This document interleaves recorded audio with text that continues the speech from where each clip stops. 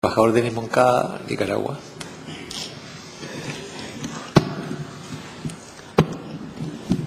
Gracias, señor presidente. En el mismo sentido de lo expresado por los distinguidos embajadores de Brasil y Venezuela, para la delegación de Nicaragua es de suma preocupación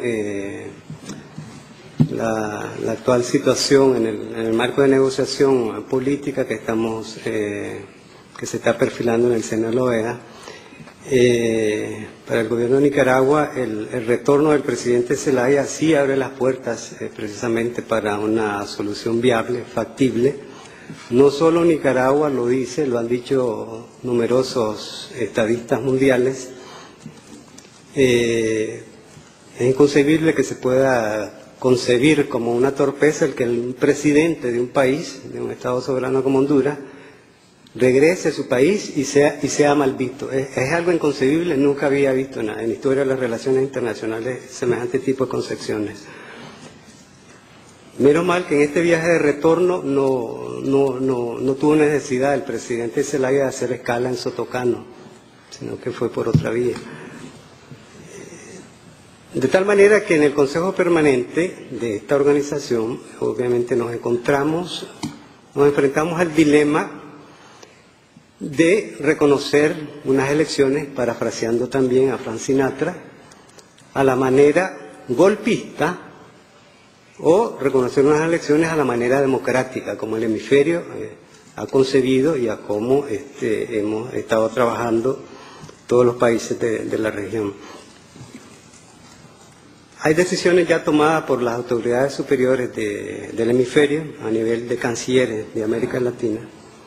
Sin embargo, hemos visto cómo el día de ayer diversas delegaciones han tenido resistencia a los acuerdos ya adoptados por los superiores, por nuestras autoridades superiores en el hemisferio. Ese es un elemento de preocupación. Cabe preguntarse quién representa a quién entonces en este Consejo Permanente.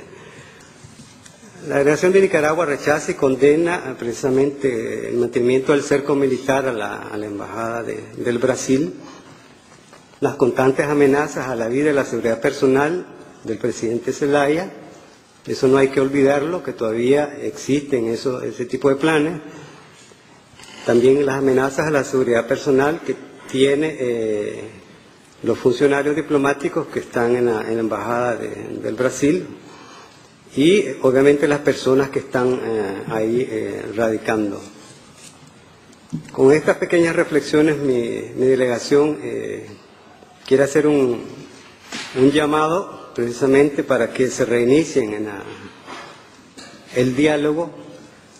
El presidente Zelaya ha dado numerosas muestras de querer sentarse a una mesa de negociaciones para de una vez por todas dilucidar y buscarle una salida política negociada a esta situación.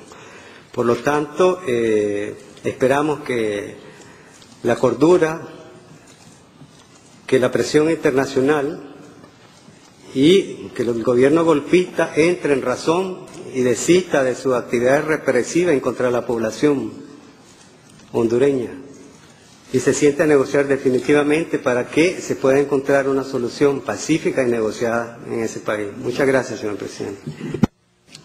Muchas gracias al representante de Nicaragua. Estados Unidos, tiene la palabra. Thank you, Mr. Chairman. We spent, many of us, 11 hours in this room yesterday discussing the topic of Honduras. Therefore, I will attempt to stay well below my 10 minutes in my intervention and point out that whereas my boss pointed out last night that he was prepared to stay all night because he had nowhere to go, I have to attend my son's back-to-school night at his high school tonight, so I would prefer we keep this brief and not repeat what we've already said, I would say ad nauseum yesterday. I would like to make two comments, though, observations on a couple of points I've heard in statements made by some of my colleagues, and one is that yesterday's session was a failure. I suppose it was a failure in the sense that we failed to produce a consensus declaration. However, it did seem to me that under the gaze of the global media, we did have what seemed to me to be unanimity here on several important points. One was to condemn the recent actions of the de facto regime in Honduras in restricting civil liberties, in rejecting the OAS mission that had come down to try to mediate a solution. We had unanimity in insisting on respect for the inviolability of diplomatic installations. There was unanimity in supporting the continued diplomatic efforts of the Secretary General to seek to find a peaceful solution to restore democracy in Honduras. I, for one, would not consider that to be a failure.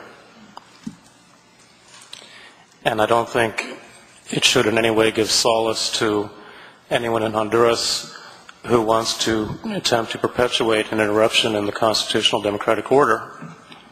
We remain firm in our insistence on a restoration of the democratic and constitutional order in Honduras.